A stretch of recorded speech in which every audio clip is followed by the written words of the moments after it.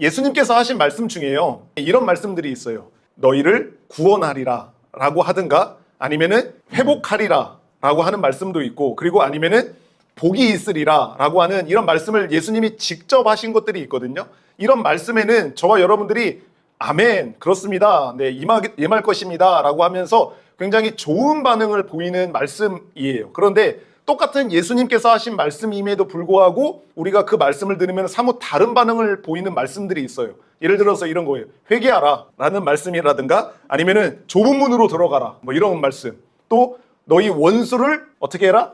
사랑해라 라고 하는 이런 말씀을 들으면은 아까 그 앞에 있는 그런 말씀이랑은 좀 다른 반응처럼 네, 그렇죠 하면서 사뭇 다른 반응을 좀 보이는 게 저희들의 반응인 것 같은데, 오늘 저와 여러분들이 읽었던 이 말씀 있죠. 이 말씀도 이런 종류의 말씀 중에 하나라고 느껴지는 거예요. 그러므로 너희는 깨어있으라 라고 하는 이 말씀을 들으면은 첫 번째 말씀과 같이 아멘, 그렇습니다, 네, 깨어있겠습니다 라고 하는 반응보다는 네, 깨어 있어야죠 라고 한다든가, 좀 뭔가 부담스럽고 굉장히 불편한 마음이 들 수 있는 종류의 말씀이라고 생각을 합니다.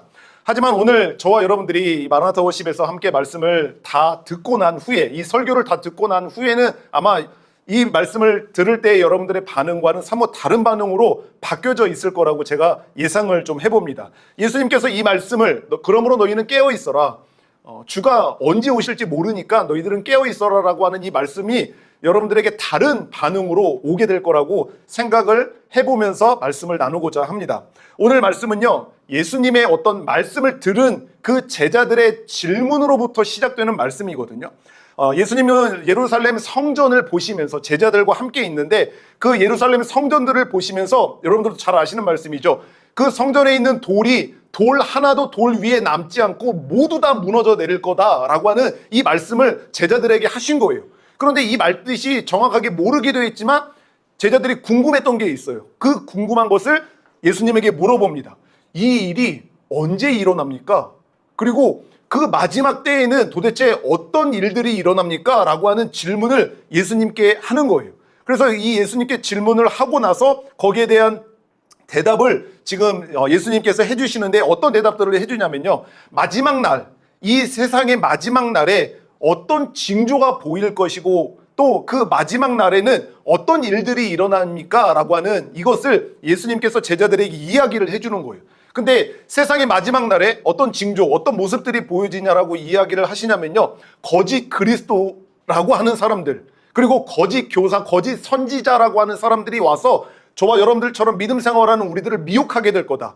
그리고 그것뿐만 아니라 여러 나라에서 전쟁이 일어나고 기근이 있고 지진 같은 것들이 일어날 것이고, 그리스도 때문에 저와 여러분들이 여러 사람들에게 핍박받는 일들이 일어나게 될 거고, 그리고 그 마지막 날에는 해가 어두워지고 달이 빛을 잃어버리게 될 거고, 그런 중에 인자가, 예수님이 구름을 타고 우리들 가운데 오시게 되는 모습을 너희가 볼 것이다 라고 하는 이 말씀을 한 다음에 36절 말씀인데, 한번 성경을 한번 띄워봐 주시겠어요? 한번 읽어봅시다. 시작.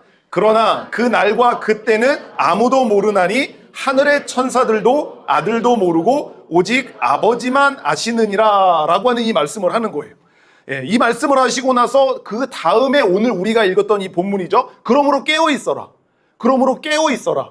어느 날에 너희 주가 임하는지 너희가 알지 못함이느니라 라고 이 말씀을 해주고 있는 것을 볼 수가 있습니다. 세상 끝날이 임할 때 이런저런 모습들이 보여지게 될 거고, 이런저런 징조들이 보여지게 될 거다. 그런데 그 날은 아무도 모른다. 마지막 날은 아무도 알지 못한다. 그러니까 너희들은 깨어 있어라. 언제 예수님께서 다시 이 땅 가운데 오실지 너희가 모르기 때문이다 라고 지금 말씀을 해주고 있는 겁니다. 예수님께서는요, 지금 이 말씀을 하시는 이때가 어느 때냐면요, 이제 며칠만 있으면은 십자가를 지게 되는, 군인들에게 붙잡혀가서 고문을 당하고 십자가를 지게 되는 그 바로 며칠 전에 이제 자신의 마지막이 얼마 남지 않은 그 상황 속에서 사랑하는 제자들에게 이 말씀을 하는 거죠. 너희는 깨어 있어라. 너희는 깨어 있어라. 깨어있으라는 그 마지막 날이 어떻게 될지, 언제 올지 모르니까 잠들어 있지 말고, 지금 다행히도 이곳 가운데는 잠들어 계시는 분이 안 계시는 것 같아요. 잠들어 있지 말고 너희들이 깨어있어라. 라고 이렇게 말씀을 하고 있는 의미입니다. 성경에는요, 이 잠이라고 하는, 잔다라고 하는, 그리고 잠이라고 하는 표현이 나오는데 한 구절만 빼고는, 한 구절에서는 긍정적인 표현으로 쓰고 있거든요. 하나님께서 사랑하시는 자에게 무엇을 주는도다?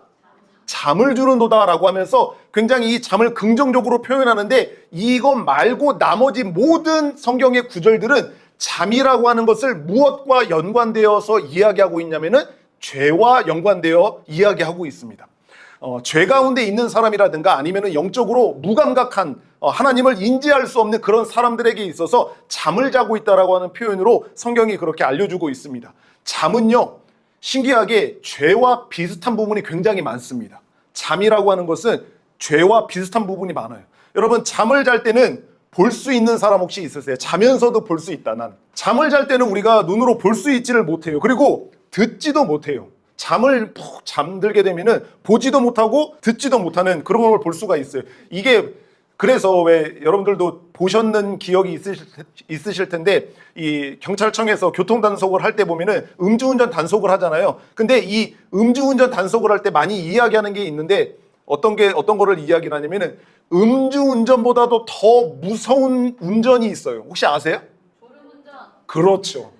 음주운전보다도 훨씬 더 무서운 게 졸음운전이라고 하는 겁니다. 졸음운전이 무서운 이유가 뭐예요? 지금 이 맥락에서 대답을 해보시면은 보지도 못하고 듣지도 못한 채 운전을 하고 있는 거예요. 그러니까 음주운전은 보기라도 하잖아요.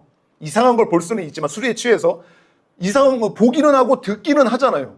근데 이 졸음운전은 듣지도 못하고 보지도 못하는 상황 가운데서 사고를 내는 거기 때문에 훨씬 사망률이 높다라고 하기 때문에 그런 이야기를 합니다. 여튼 잠을 잘 때는 보지도 못하고 듣지도 못하는데, 죄 가운데 있는 사람은 이거와 비슷하게 영적인 눈과 귀가 없어요. 죄 가운데 있는 사람들, 아직 구원받지 못한 사람들, 이런 사람들은 영적으로 볼 수가 없고 들을 수가 없다라고 하는 겁니다. 이게 굉장히 비슷한 거죠. 그렇기 때문에 이 죄 가운데 있는 사람들은 복음의 빛을 비추어도 그것을 볼 수가 없어요.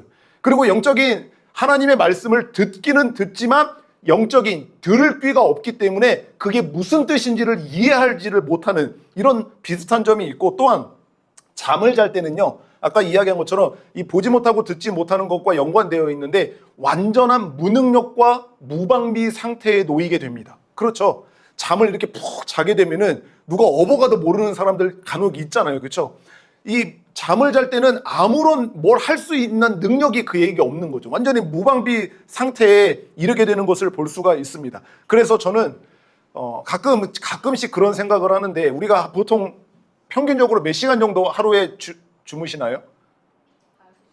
5, 6시간 주무시는 분도 계시고, 일반적으로 한 7, 8, 한 12시간씩 주무시는 분도 계신가요? 다 바쁘셔서 그렇게는 못 자는데, 일반적으로 7, 8시간 자는데 제가 무슨 생각을 하냐면은 너무 자는 시간이 아깝다라는 생각을 종종 해요. 자면서 뭘 할 수 있지를 못하잖아요. 막 시간이 없고 이것저것 할 게 많은데 잠은 자야 돼.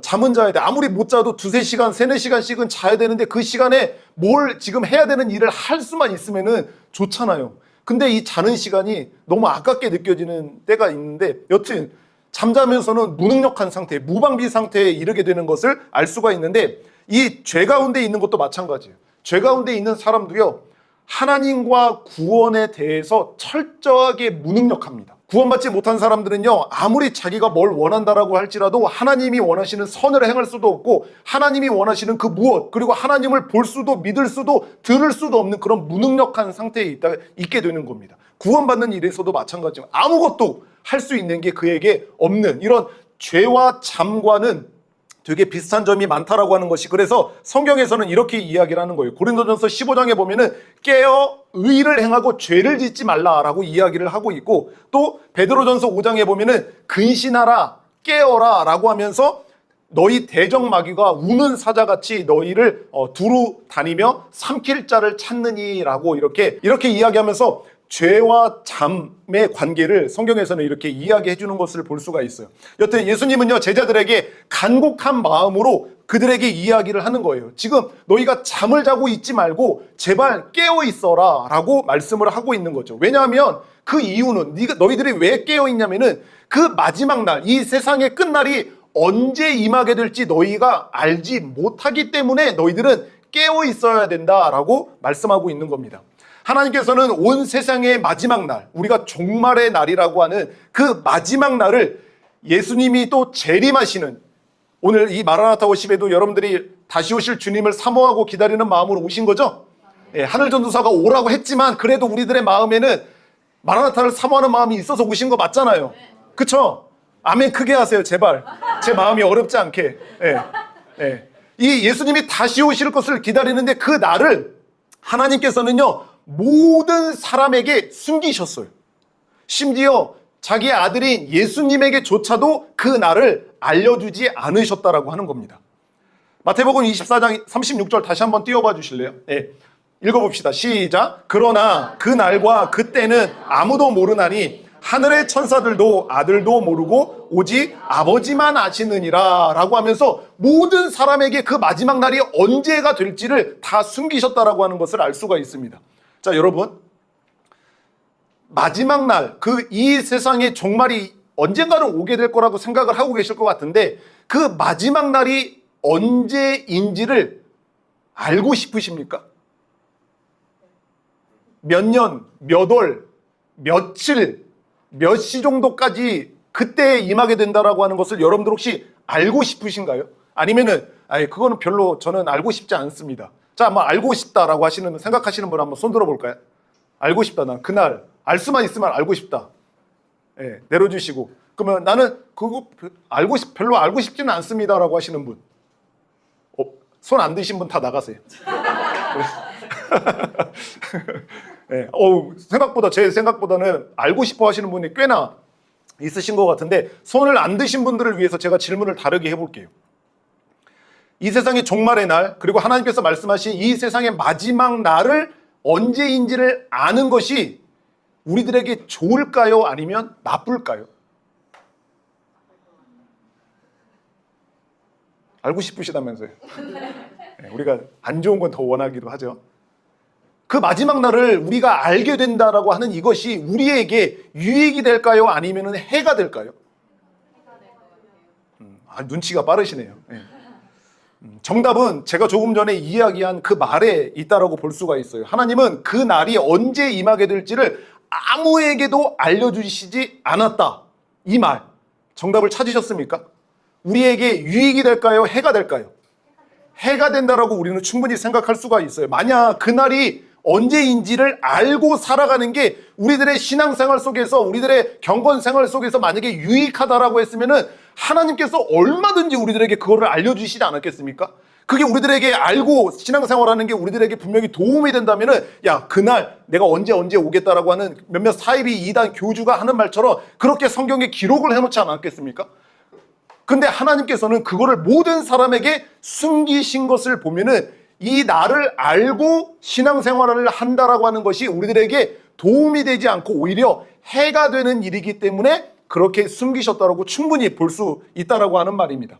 그날을 알고 살아간다면, 종말의 날이 언제인지를 우리가 알고 살아간다면 우리의 기대와 여러분들의 상상처럼, 그래, 그날에 예수님이 오시는구나. 오케이. 그러면 그래, 내가 그날까지, 지금 앞으로 57년 6개월 7일이 남았지만 그날이 오기 전까지 내가 거룩하고 경건하고 하나님의 백성다운 그런 빛과 소금의 삶을 잘 살아가야지 라고 할 것 같지만, 그 날을 알고 살아가는 우리들은 아마도 굉장히 게을러지고 그리고 매우 방탕하고 죄 많은 인생을 살아갈 것이 불보듯 뻔합니다. 왜 그러냐? 제가 찾아봤는데 미국 국립금융교육기금이라고 하는 기관에서 미국에서 로또로 1등을 당첨된 사람들을 대상으로 조사를 해서 통계를 낸 게 있습니다. 거기서 어떤 결과를 발표했냐면은 1등 당첨 후 5년에서 7년 안에 파산율이, 그들이 1등 당첨된 사람들의 파산율이 70%, 또 가족 분쟁과 이혼율이 4배나 증가했고 10억을 탕진하는 소요 시간이 2.5년밖에 안 되고, 그리고 대인관계가 단절되고 지금 살아가는, 자기가 그동안에 쭉 살아왔던 곳에서 이사하는 비율이 80%에 이르렀다라고 합니다. 자, 한마디로 로또에 당첨되기 전보다도 훨씬 더 못하고 불행한 삶을 살아간다라고 하는 것을 이 통계를 보면 알 수 있게 되는 거죠. 그런데 많은 사람들이 우리나라에도 로또를 하는 사람이 있고 여기도 로또를 분명히 하는 분이 있을 수도 있다라고 생각을 하는데 그 로또를 사는 사람들의 마음은 이런 소식을 모르는 게 아니에요. 알아요. 이런 통계를 안단 말이에요. 로또 1등 당첨된 사람들은 훨씬 더 행복하고 즐겁고 이전보다도 더 기쁜 삶을 살아갈 거라고 다 생각을 하면서 로또를 사면서 그거 알아. 그래, 그런 통계 있는 거 알아. 근데 나는 1등 당첨되면은 그 많은 사람들처럼 그렇게는 안 살 거야. 나는 그렇게 망하거나 그렇게 가족관계가 파괴되거나 나는 그렇게 돈을 허랑방탕하게 쓰지 않을 거야. 그럴 자신이 있어라고 대부분 다 생각하실 거예요. 그런데 분명히 통계가 이야기해 주는 것은 그렇지 않다라고 하는 거예요. 그럼에도 불구하고 자기 마음속에서는 아니 나는 당첨되기만 해봐. 진짜 나는 잘 쓸 수 있고 다른 사람 도와주기도 하고 하는 일도 열심히 하면서 정상적인 삶을 살아갈 거야 라고 생각을 한단 말인 거죠. 그것처럼 저와 여러분들이 예수님이 언제 오실지 이 세상의 마지막 날이 언제일지를 알게 되면은 경건하고 거룩한 삶을 살아갈 거라고 마음을 먹고 다짐을 하지만 정말 그것을 알게 됐을 때는 그렇지 않다라고 하는 것을 이런 비유를 통해서 우리는 충분히 예상을 할 수 있게 되는 것입니다.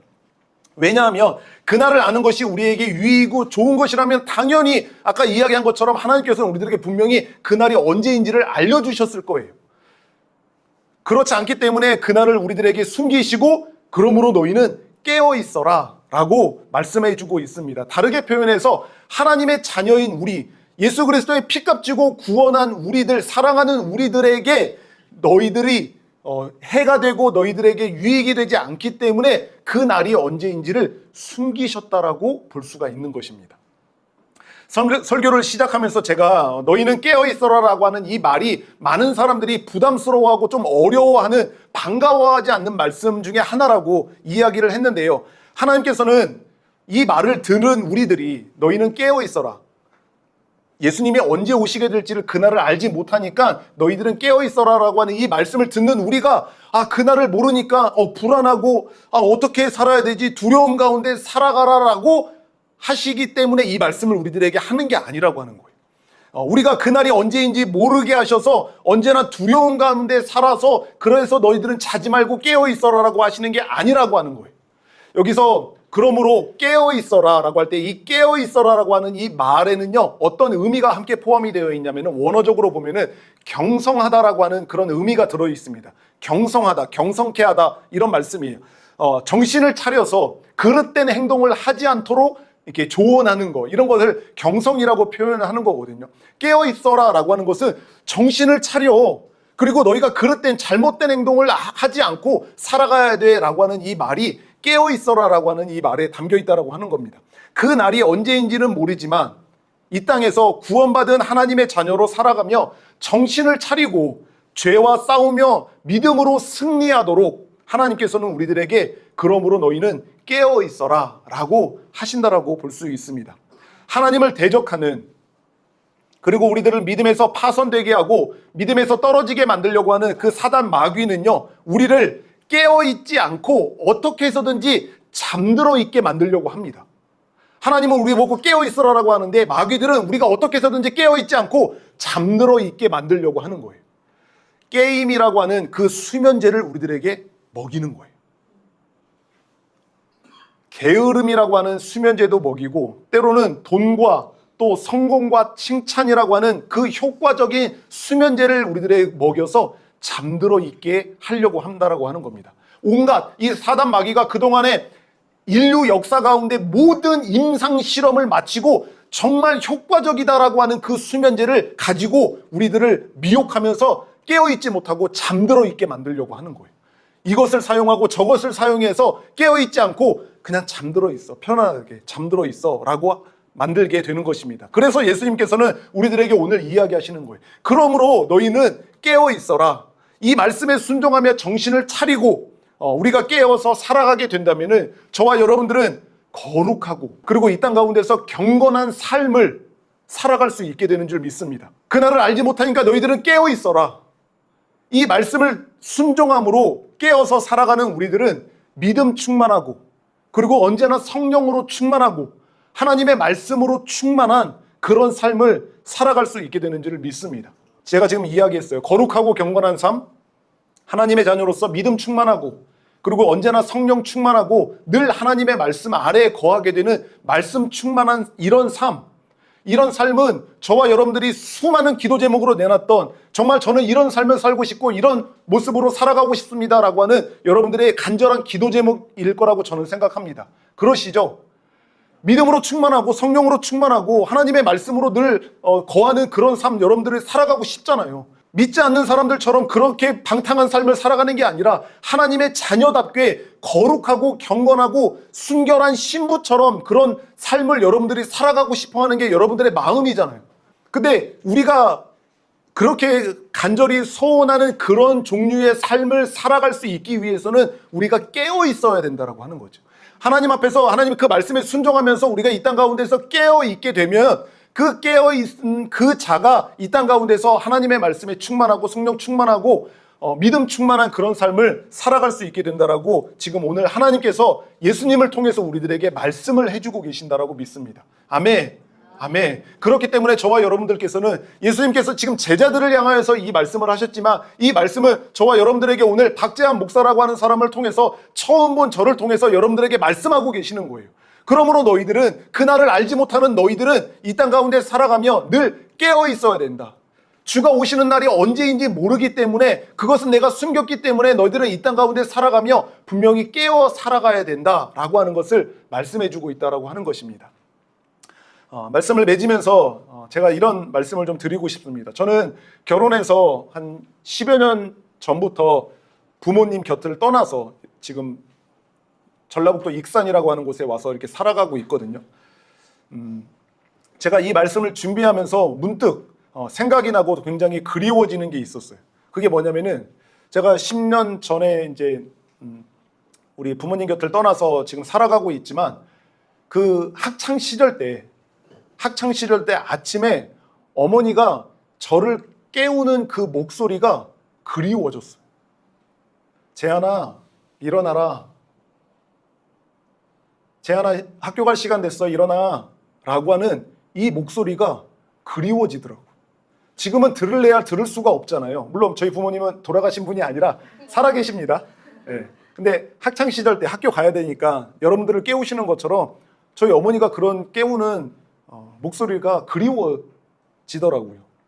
당시에는 아침잠이 많았던 제가 일어나는 게 힘들어서 더 자고 싶으니까 재한아 일어나라 라고 하면은 좋게 듣지 않고 몰라요, 알았어요 라고 하면서 괜히 짜증 부리던 그런 저의 모습이었는데, 지금은 그 목소리가, 그 나를 깨우는 어머니의 목소리가 사무치도록 그리워지게 되더라고요.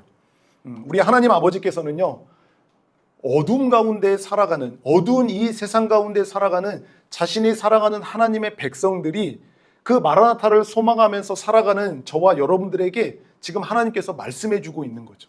그러므로 너희는 깨어 있어라. 어느 날에 주가 임할는지 너희는 알지 못함이 있느니라. 저희 어머니가 저의 아침잠을 깨우는 것처럼 이 어두운 세상 가운데 마귀의 미혹에 넘어져 지금 영적인 잠을 자고 있는 저와 여러분들에게 너희는 깨어 있어라 라고 하시면서 저희를 깨우신다라고 믿습니다.